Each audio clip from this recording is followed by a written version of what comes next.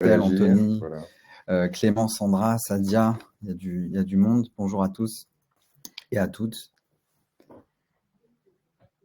On va commencer dans une petite minute. On va commencer par se présenter avec Exaël, vous expliquer un petit peu très, très brièvement qui on est, ce qu'on fait et pourquoi aujourd'hui on veut vous parler de ce beau sujet et rentrer dans le vif du sujet des KPI de recrutement. Peut-être commencer par un petit tour d'horizon pour comprendre un petit peu ce que ça représente pour vous tous et après vous dire comment nous on voit les choses, ce qu'on met en application ou ce qu'on conseille en tout cas à nos utilisateurs.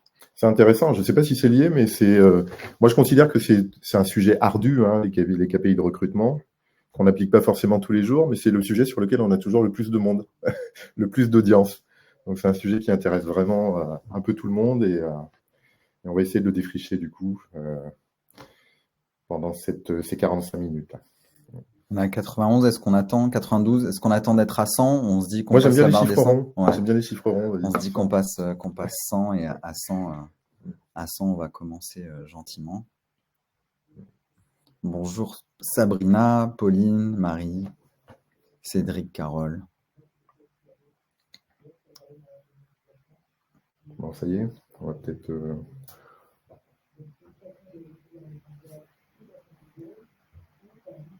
Allez, on y arrive.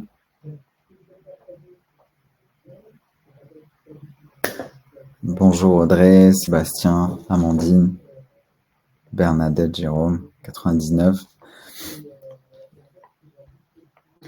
Allez, c'est parti. On va anticiper. Ou tu veux vraiment... C'est bon, non, on y va. On y va, c'est bon, c'est parti. Tu veux commencer à te présenter, Exa? Non, je te propose de te présenter d'abord. Allez. Donc, je suis Adrien, je suis country manager chez Softgarden. Pour présenter rapidement Softgarden, donc on est un ATS, un logiciel de recrutement. On est présent majoritairement en Europe. On est un des leaders sur le marché DACH, donc Suisse, Autriche, Allemagne. On est arrivé en France il y a maintenant à peu près 3 ans. Et on travaille avec différents types d'entreprises, de la start-up au grand compte, avec Man Truck et Bus dans la logistique et le transport, avec récemment aussi les agents généraux de Assurance, etc., etc. Donc, c'est assez varié. Et on propose aussi un ensemble de solutions, une suite d'acquisition de talents avec de la page carrière, avec un outil de cooptation, tout ça mélangé avec l'ATS, un module d'agence pour mieux collaborer avec les cabinets de recrutement, etc., etc. Vas-y, Exaël. Et donc, je suis Exaël Alexander. Hein, je fais partie de Softgarden depuis un peu moins de 2 ans maintenant. Et c'est dans le titre, hein, on aide les entreprises à améliorer leur processus RH, sachant que c'est un des métiers où les intervenants sont les plus occupés et font le plus de tâches en parallèle, dont le recrutement, et c'est pas la seule. Hein. Et effectivement, l'idée, c'est de rationaliser un peu tout ça et de faire en sorte que vous perdiez le moins de temps sur les tâches répétitives au quotidien. Et peut-être pour embrayer un peu sur le sujet des KPI de recrutement, en général, quand on veut aller aujourd'hui d'un point A à un point B, on utilise un GPS hein, dans sa voiture ou dans la rue. Et voilà. Et pour ne pas se perdre, les KPI de recrutement, c'est un peu le GPS hein, du RH dans le domaine du recrutement. Et c'est la façon dont on va l'aborder. Et on va voir comment s'orienter justement grâce à ces KPI de recrutement. Tu avais peut-être une question, Adrien? Ouais, ben pour faire la transition avec ce que tu dis, la première question qu'on aimerait vous poser, c'est dans le chat, hein, de manière comme ça spontanée. Quand on parle de KPI de recrutement, quelles sont les premières choses qui vous viennent à l'esprit? Alors, quel type de KPI on entend par là? Est-ce qu'on sait tous ce que c'est qu'un KPI? Donc, c'est les indicateurs clés, c'est les repères qu'on va utiliser pour quantifier, pour mesurer quelque chose. Ici, on est dans le cadre du recrutement. Je vois qu'Anthony, il parle de taux de turnover, Séverine de time to hire, les rapports sociaux pour analyser taux de transformation, exactement. Donc, voilà, tout de suite, on voit ce que chacun met derrière KPI. Donc, on trouve ça intéressant aussi de voir ce que vous en pensez. Et moi, j'aurais une autre question en fait pour compléter, c'est-à-dire continuez, hein, on est très intéressé par ce que vous écrivez, les cost per hire, Ouais. ça c'est très bien. Moi, j'ai une autre question. Est-ce que vous utilisez au quotidien ou régulièrement, hein, ou chaque semaine ou chaque mois, les KPI de recrutement? Est-ce qu'on vous les demande? Est-ce que c'est facile pour vous de les sortir et voilà, prendre un peu la température sur l'usage des KPI?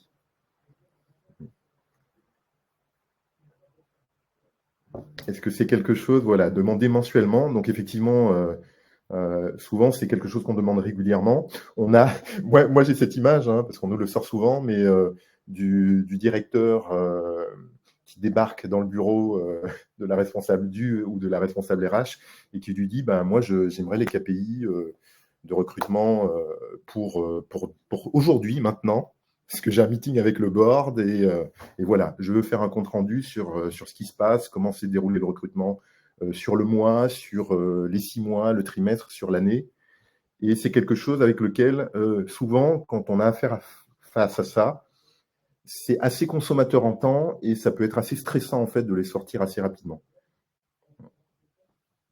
Ah, il y a quelqu'un qui dit qu'on n'a pas de son. Nous n'avons pas de son. En général, tout le monde entend, hein, j'ai l'impression, quand même. Donc ça doit être un setting côté de la plateforme. Donc, de ce qui ressort des éléments-là, c'est que j'ai l'impression que la plupart d'entre vous, en tout cas tous ceux qui ont mis un petit message dans le chat, ça a l'air d'être, en gros, pour beaucoup, sur la partie opérationnelle, peut-être un suivi KPI de hebdo, recrutement, pour répondre à la question. un suivi hebdo et un suivi pour le board, pour le management, plutôt un suivi mensuel sur ces KPI-là.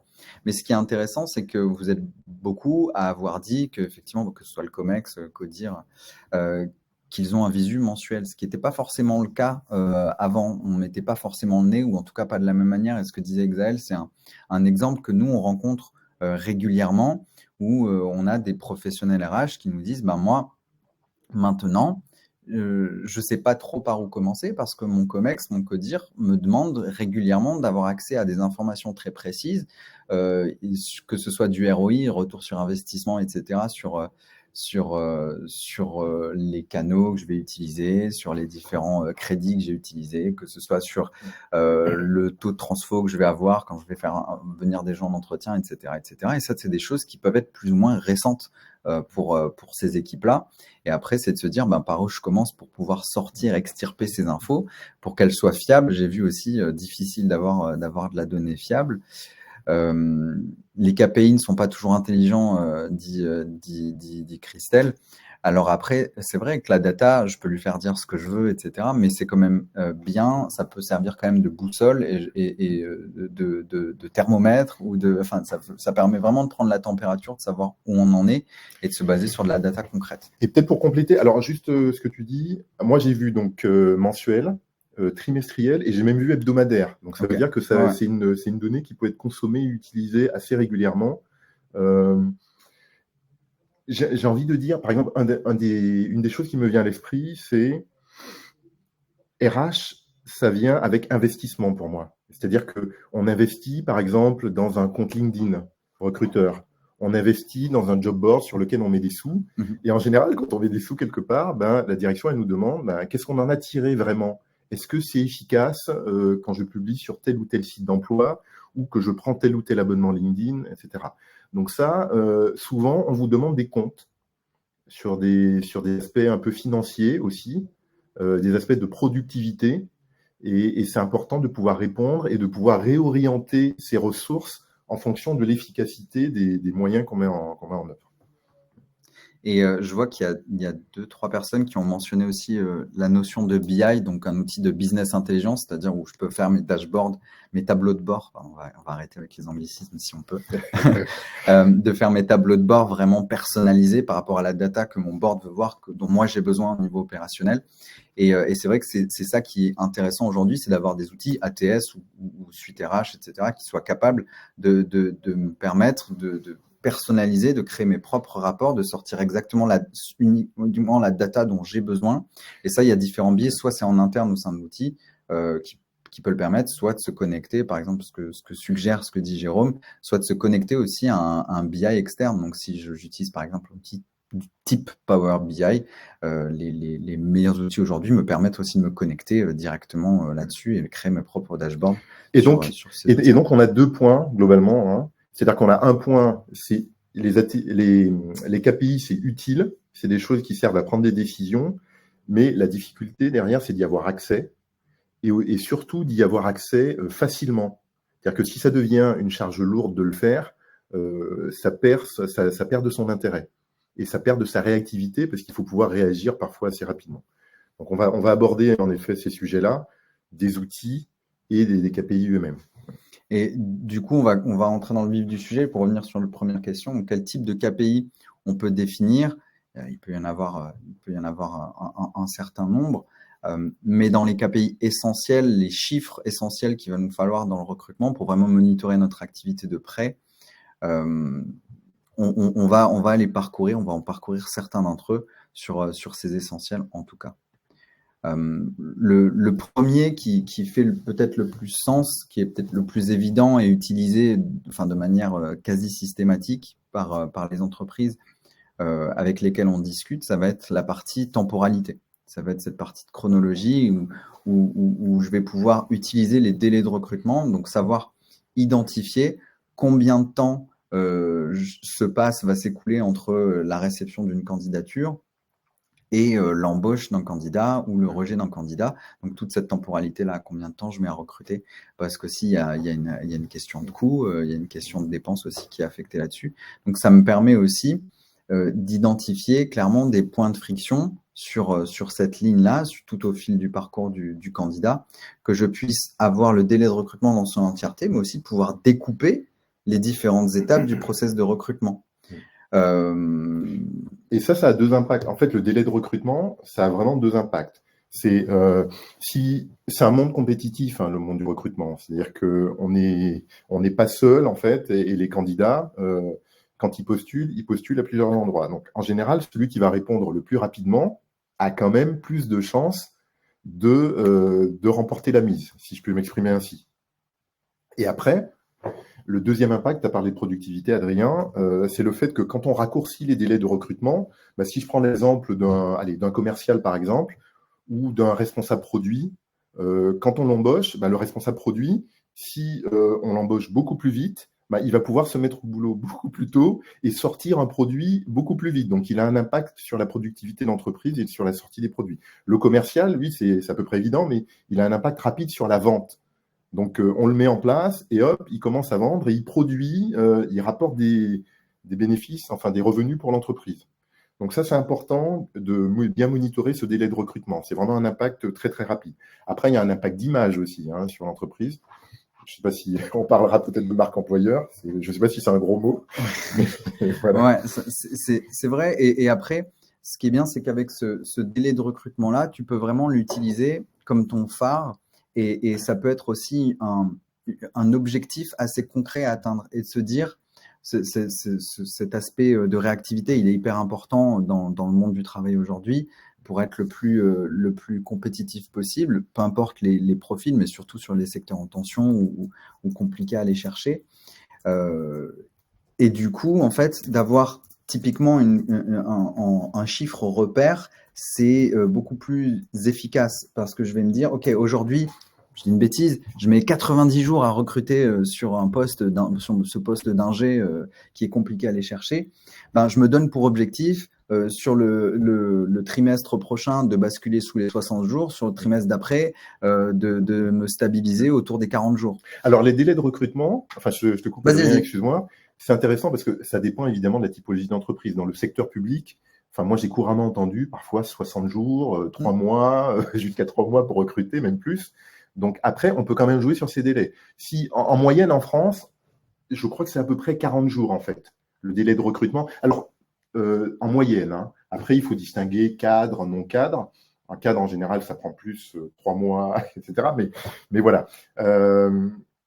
Donc, le temps que vous prenez pour recruter va avoir un impact. Mais si c'est 40 jours, vous arrivez à les réduire à 25, vous avez gagné quand même 15 jours, un demi-mois, et en termes de productivité, c'est pas mal.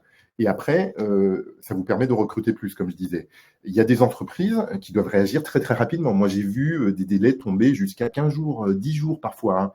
C'est-à-dire qu'il y a des process qui peuvent être parfois vraiment super rapides. Et là, vous comprenez qu'on a vraiment un avantage compétitif quand on arrive à réduire ces délais. Mais encore faut-il, pour les réduire, savoir exactement où ça pêche. Exactement. Et il y a une remarque de Charlotte dans le chat qui pour moi est très pertinente, c'est le KPI du délai est contre-productif s'il n'est pas couplé à celui de la qualité du recrutement. Charlotte, tu as absolument raison. Tu as absolument raison parce que l'idée, c'est bien sûr bien d'avoir certains repères, mais après, le but aussi d'avoir de bons rapports, de bons analytiques derrière, c'est de pouvoir croiser ces données-là et de pouvoir se dire, OK, sur tel poste, sur telle période, je suis passé de 90 jours à 60 jours ou inversement, je suis passé de 60 à 90 jours, mais d'essayer de comprendre pourquoi. Donc, quel était mon taux de transfo, combien parmi les candidats que j'ai fait venir en entretien, combien ont été embauchés au final, et d'avoir une vraie visibilité sur la qualité aussi des interactions que j'ai eues avec ces potentiels candidats. Donc, bien évidemment, ça va être important après de coupler. On va traverser à travers les différents types de KPI, les différents types de chiffres, mais l'idée, c'est que c'est un tout. Et il y a quand même un lien, effectivement, parce que les bons candidats, ils sont très, très volatiles, ils sont beaucoup plus volatiles. C'est-à-dire qu'ils sont demandés, à la limite, ils apparaissent parfois même pas sur le marché, qui sont déjà débauchés, mais quand on recrute vite, en général, on arrive à contrecarrer cette volatilité des bons candidats. Donc, ça peut aussi aller ensemble. Mais c'est vrai qu'il faut aller regarder ensuite la qualité des candidatures qu'on a reçues en détail. Et il y a un autre sujet qu'on peut aborder. On va revenir après, comme le suggérait Bertie aussi, sur les raisons identifiées, etc. Ça en fait partie. De voir si c'est d'un canal particulier, si c'est plutôt une typologie de candidats avec lesquels on a plus de difficultés, si c'est sur un métier en particulier, de pouvoir analyser aussi s'il y a des frictions sur le parcours, si c'est à chaque fois la même étape du parcours de candidat. Et ça, on va voir aussi, d'où l'importance de récupérer aussi du feedback de candidat. On va revenir là-dessus, qui donne aussi beaucoup d'informations intéressantes dont on peut se nourrir pour après mettre des choses en place de façon très, très concrète. Mais il y a un sujet qui revient aussi, c'est de savoir quel type de personnes j'arrive à attirer, parce que j'ai aussi mes objectifs en termes d'entreprise, en termes de valeur, de vision, et dans quel cadre je veux m'inscrire, quelle image je veux dégager, qui je veux avoir au sein de mon effectif, et l'aspect de la diversité aussi, de pouvoir toucher des types de candidats différents, de pouvoir attirer aussi en tant qu'employeur des typologies de candidats différentes, et de le mesurer aussi très concrètement. Il y a cet indice d'égalité professionnelle, l'IEP, qui est en place maintenant et pour de très bonnes raisons, et qui permet de monitorer ça pour les employés, mais pourquoi pas aussi essayer de quantifier ça côté candidat que j'arrive à attirer. Peut-être ça me permet d'adapter ou pas mon message, les canaux sur lesquels je vais pouvoir diffuser mes annonces, comment je vais adresser ça. Alors, ça se pratique beaucoup.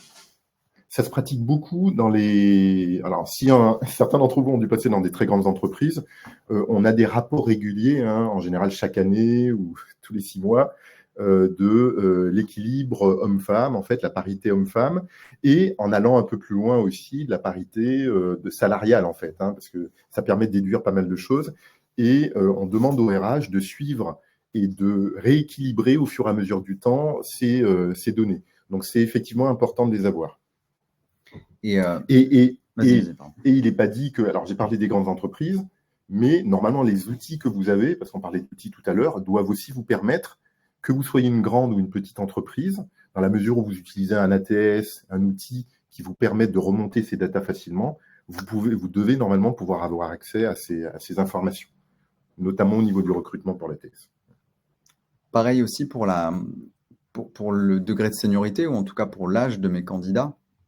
Est-ce que si j'ouvre un poste junior, ou plutôt si j'ouvre un poste senior et que je vois que la moyenne d'âge sur ce poste-ci, sur telle période, c'est 22 ans, ben peut-être que j'aurais pas dû faire cette campagne sur Insta, sur TikTok, etc. Je m'adresse pas à la bonne cible. Donc du coup, ça me permet aussi de revoir en cours de route. Ça permet d'être agile aussi sur sa stratégie, parce que tout de suite, attention, j'ai des petits points d'alerte sur, là, je m'écarte peut-être un petit peu de mon audience ou de ceux que je veux atteindre pour ce poste-ci.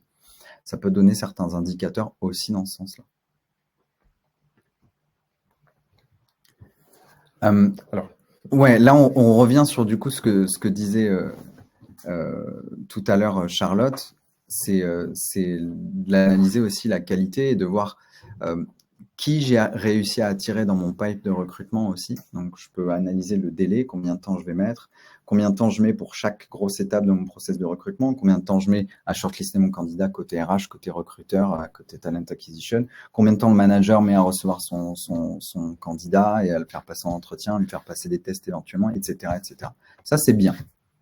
Mais effectivement, si je couple pas ça à la qualité en 30, ça a une valeur toute relative. Donc là, de pouvoir combiner ça avec, OK, quel est mon taux de conversion entre les candidatures reçues et ceux que j'arrive à faire passer en entretien. Ensuite, on pourra le voir plus tard, mais entre ceux que j'arrive à faire passer en entretien et que je vais embaucher au final. Et ça va être révélateur aussi, ce taux de réussite, ce taux de conversion, il va être révélateur aussi sur la qualité réelle des candidats que j'ai réussi à attirer. Alors, je remonterai même cran plus loin, enfin, plus en amont. C'est que, je ne sais pas si tu te rappelles de cette statistique qui dit que qui donne le pourcentage de candidats qui renoncent à candidater quand ils tombent sur la page carrière de l'entreprise. Oui. Et ce chiffre, en réalité, il est assez important. C'est-à-dire que quelqu'un qui a vu votre entreprise, qui a vu votre annonce, et qui va sur votre site, parce que tout le monde se renseigne, on va sur Google, qui va sur votre page carrière, combien de ces personnes candidatent réellement sur le poste qui les a attirés au départ? Et les statistiques, elles sont assez énormes, c'est entre 35 et 40% des candidats qui disparaissent avant même que vous n'ayez eu un contact avec elles.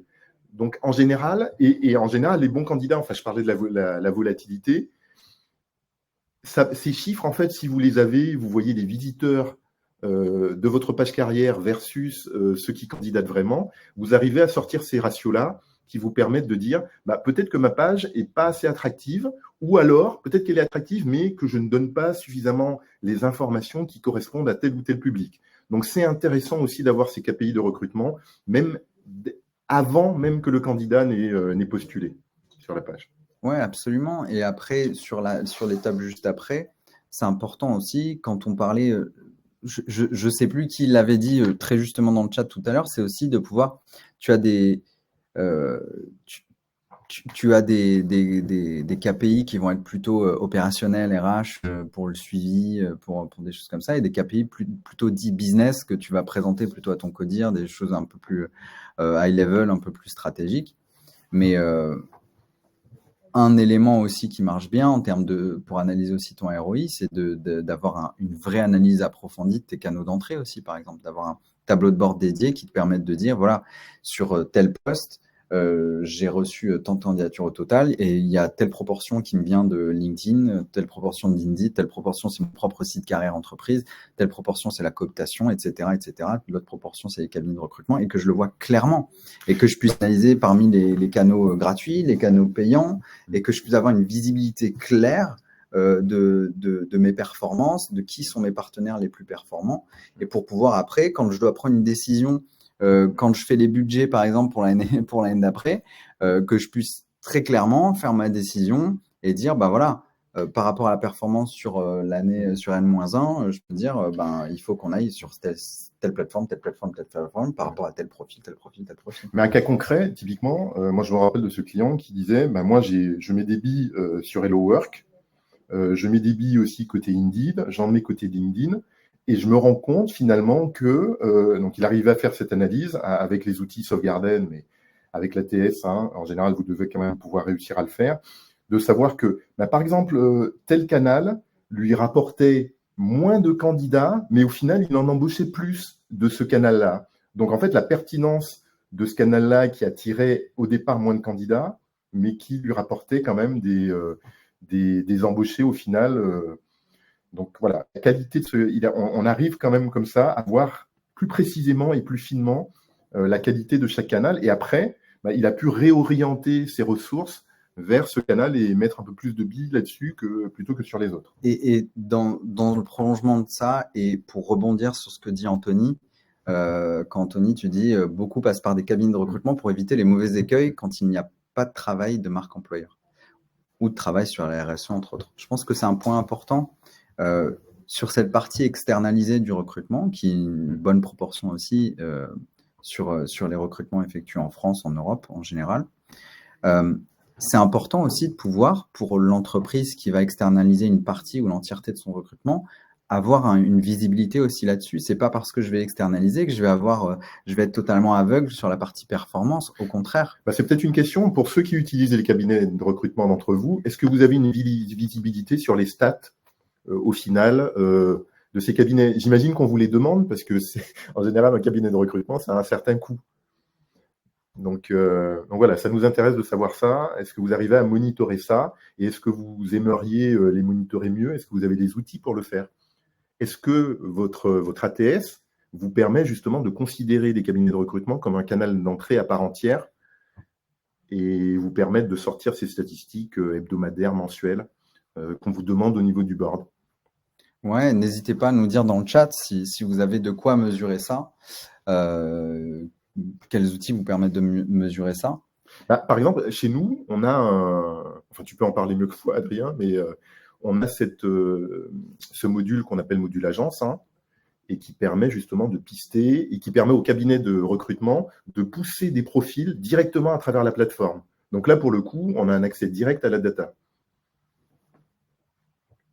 Non, c'est justement ça, Sébastien. En fait, tu as certains outils, c'est vrai que nous on propose, mais tu as certains outils ATS qui permettent maintenant d'internaliser ça. Et en fait, sur une interface hyper simplifiée, tu peux donner accès, le cabinet de recrutement en fait peut glisser, déposer des profils directement là-dessus.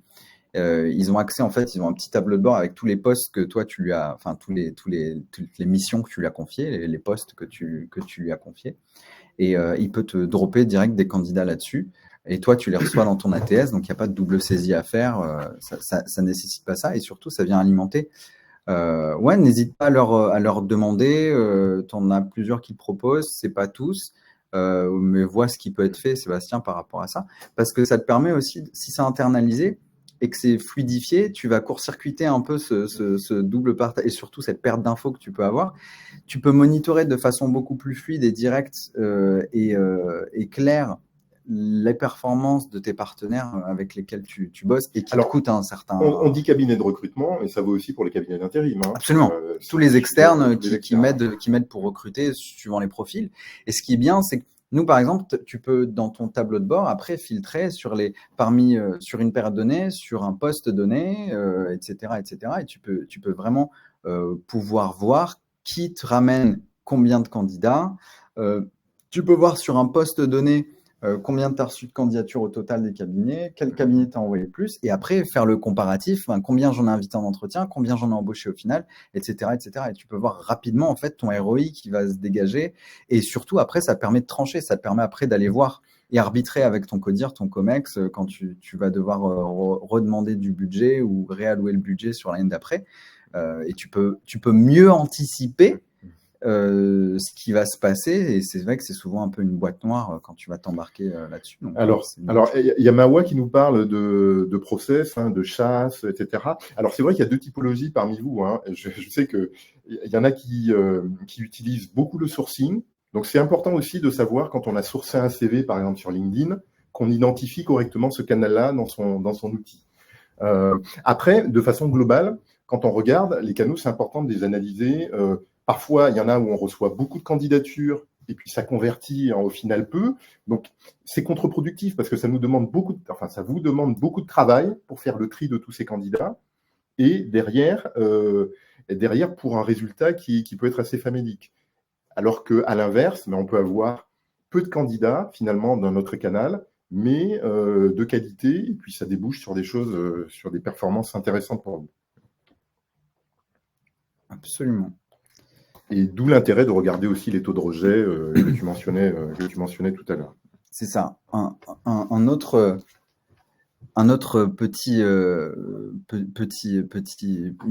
petite chose qu'on peut utiliser, une autre corde à notre arc, c'est la partie feedback. On en parlait tout à l'heure. C'est d'une puissance, mais ça vient dans la discussion un peu plus, mais on parle du feedback des employés. Quand tu dis feedback, moi, le premier truc, c'est quoi le parcours d'un candidat? Il voit une annonce ou il est intéressé par une entreprise, il Google, il cherche, il va se renseigner, il va tomber sur la page carrière, et si elle est bien faite, il va trouver les informations. Mais en général, souvent, il se dit, allez, je vais regarder ce que pensent les autres, des avis. Donc, il va aller sur... Moi, le premier mot qui me vient en tête, c'est Glassdoor. Et Glassdoor, moi, ça m'a toujours un peu gêné parce que c'est un peu piégeux. C'est-à-dire que les personnes qui donnent des renseignements et des avis dessus sont pas forcément des personnes qui sont passées par votre process. Enfin, donc, ça peut être un peu biaisé, un peu trompeur. Donc, comment on fait pour contrecarrer ça, par exemple? Comment on fait pour récupérer vraiment les infos des candidats qui sont passés chez nous? Et comment on fait ensuite pour les afficher correctement pour que ça parle aux candidats qui s'intéressent à nous? C'est vrai que ça, c'est souvent un sujet pour les entreprises qui sont pleines de bonnes intentions, qui veulent mettre des choses en place, des correctifs, qui sentent qu'il y a quelques points de friction sur le parcours du candidat ou sur les process d'intégration ou sur la période d'onboarding, etc., etc. Et tu te dis, le meilleur moyen, en fait, pour récolter des vraies infos, c'est de pouvoir aussi demander directement au candidat. Mais comment je le mets en place concrètement? Est-ce qu'on est d'accord que le candidat, il est parfois un peu comme un consommateur?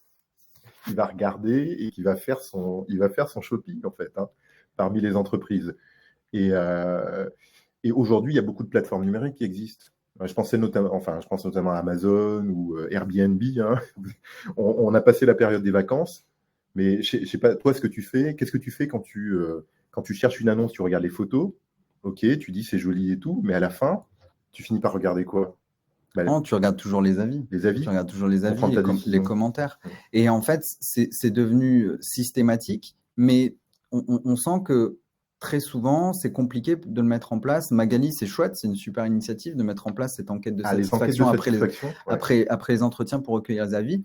Nous, en fait, on l'a systématisé, c'est-à-dire que tu peux, de manière automatisée, le candidat, 24 heures après avoir passé l'entretien, il va recevoir Je suis curieux. Une invitation. Je suis curieux, Magali, quels critères vous utilisez, mais je m'adresse à tout le monde. Hein. Quels sont les critères que vous notez, en fait, ou que les candidats notent sur cette enquête de satisfaction? Quelques-uns, hein, juste pour avoir une idée. Qu'est-ce qu'on remonte? Est-ce que le candidat va regarder tout à l'heure, au début, un des premiers thèmes, c'était le temps de réaction. En combien de temps le candidat on a répondu à son annonce. Donc ça peut être une question. Est-ce qu'il est satisfait, par exemple, de ça? Mais il y en a plein d'autres. Hein. Il y en a plein d'autres.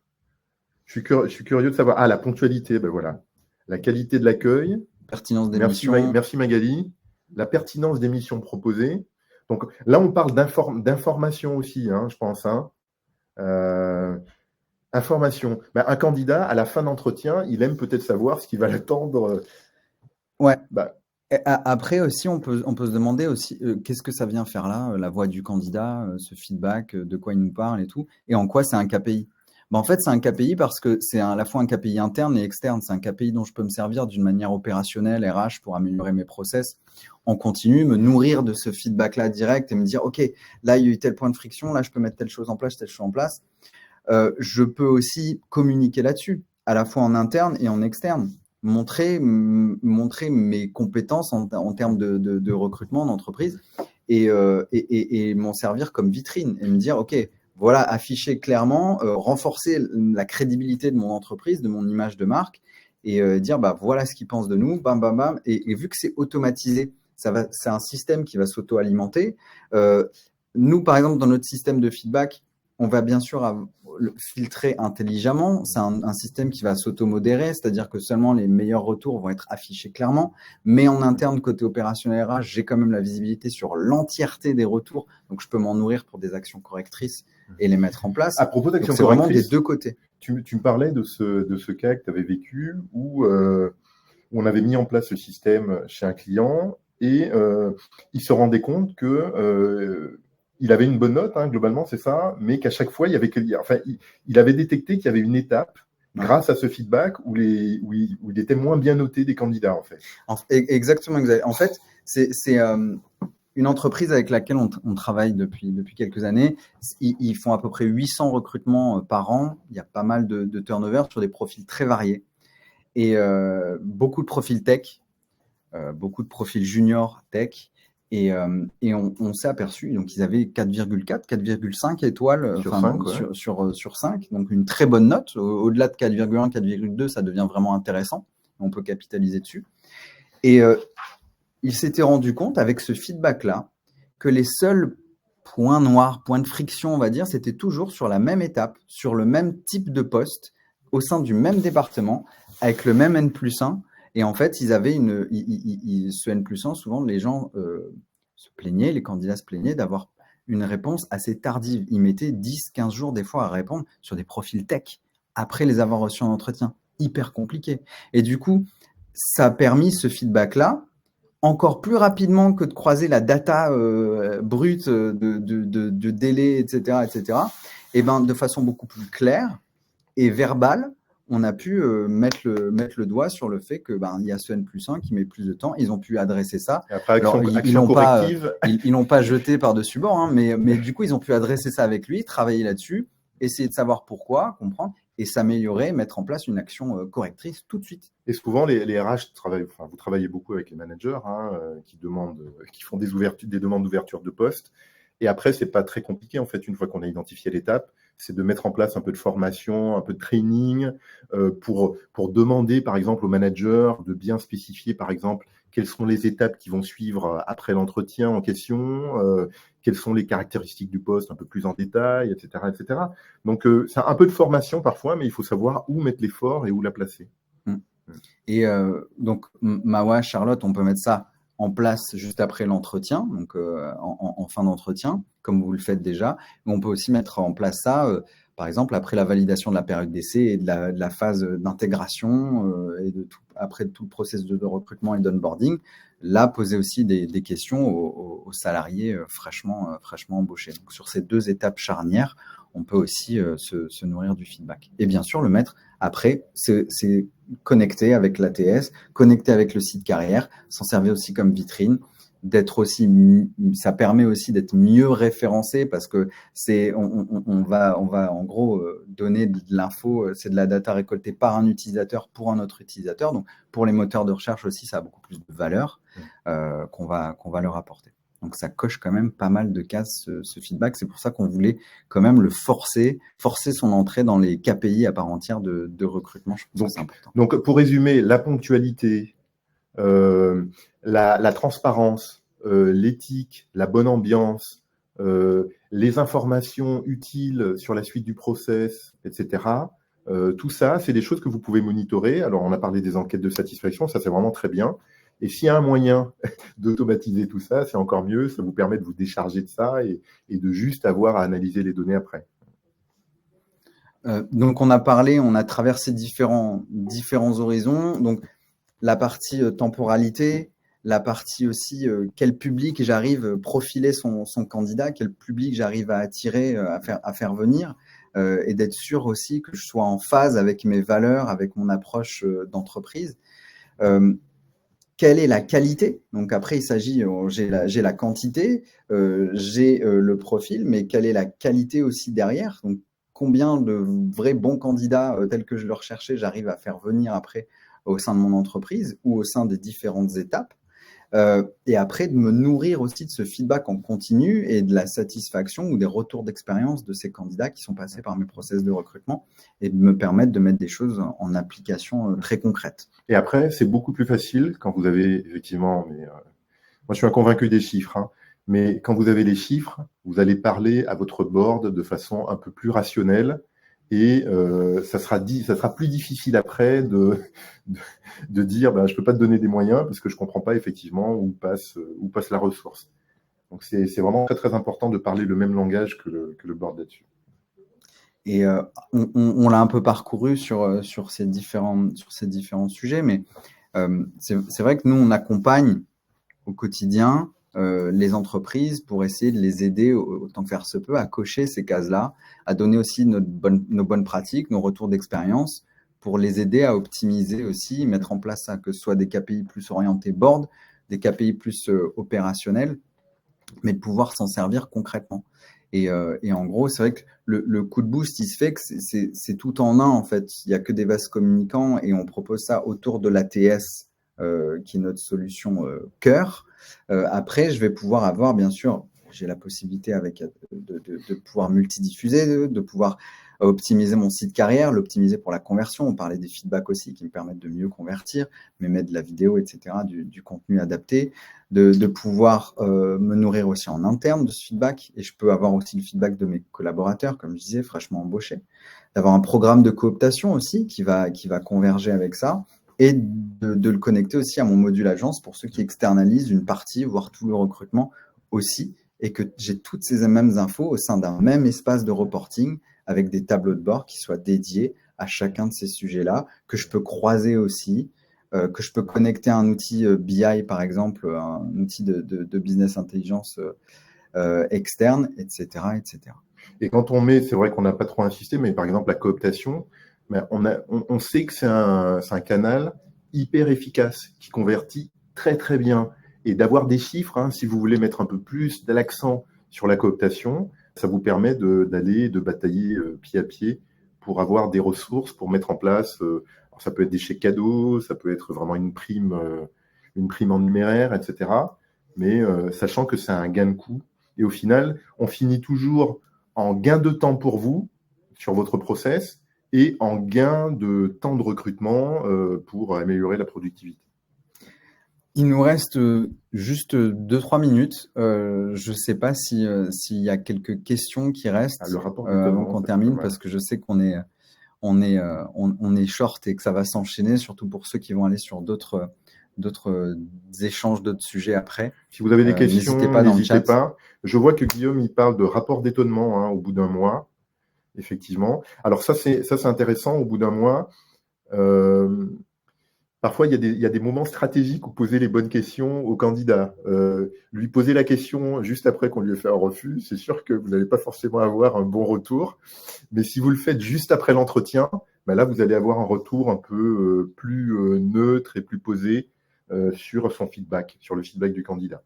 Et ça vaut aussi sur le fait, donc là c'est après un mois, mais en général après la période d'essai, à la fin de la période d'essai, on est déjà dans un contexte un peu plus serein pour pouvoir avoir ces retours-là.